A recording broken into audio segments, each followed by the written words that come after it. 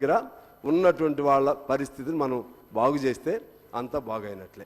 1,25,000 మంది ఉంటే అవుట్సోర్సింగ్ పేరుతో వేల కోట్ల కుంభకోణాలు జరుగుతున్నాయని పేపర్లో వచ్చింది.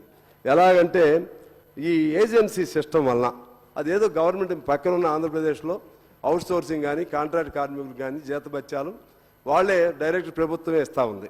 ప్రభుత్వం ఇవ్వబడటం వలన మధ్యలో ఉన్నటువంటి ఏజెంట్లు లేకపోతే ఏజెన్సీలు వీళ్ళు తినేస్తున్నారు.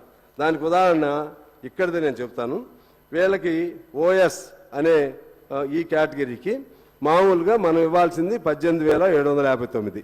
అతనికి అందుతుంది ఎంత అంటే 13,601 అందుతుంది.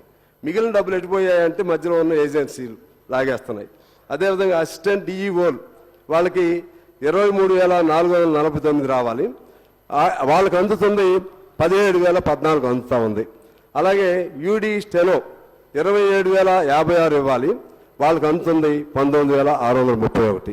అంటే మధ్యలో ఉన్నటువంటి ఆ వ్యవస్థ వలన దాన్ని ఏం పేరు పెట్టాలో నాకు తెలియదు, కానీ ఆ వ్యవస్థ వలన పేదవాడికి ఇచ్చే జీతాలే తక్కువ, దానిలో కూడా వాడు మింగేస్తున్నాడు. అధ్యక్షుడు మీరు ఆలోచన చేయండి, 13,000తో ఎవరైనా ఎట్లా బతుకుతారు అంటే నేను చెప్పేది ఉదాహరణకి ఇక్కడ మన కళ్ళ ముందు ఉన్న ఉదాహరణ చెప్తున్నాను. ఎక్కడ చూసినా ఈ అవుట్ సోర్సింగు లేకపోతే ఈ కాంట్రాక్టులు ఈ సిస్టమ్ కాంట్రాక్ట్ కార్మికులు సిస్టమ్ పెట్టుకుంటే భవిష్యత్తు ఇటువంటి పరిస్థితులు ఎలాగే ఉంటాయనేది నేను మీకు మనవి చేస్తూ ఆఖరిగా నేను అనేది ఏంటంటే డబ్బులు కావాలి, ఎలా కావాలి, ఎక్కడి నుంచి వస్తాయి. చాలామంది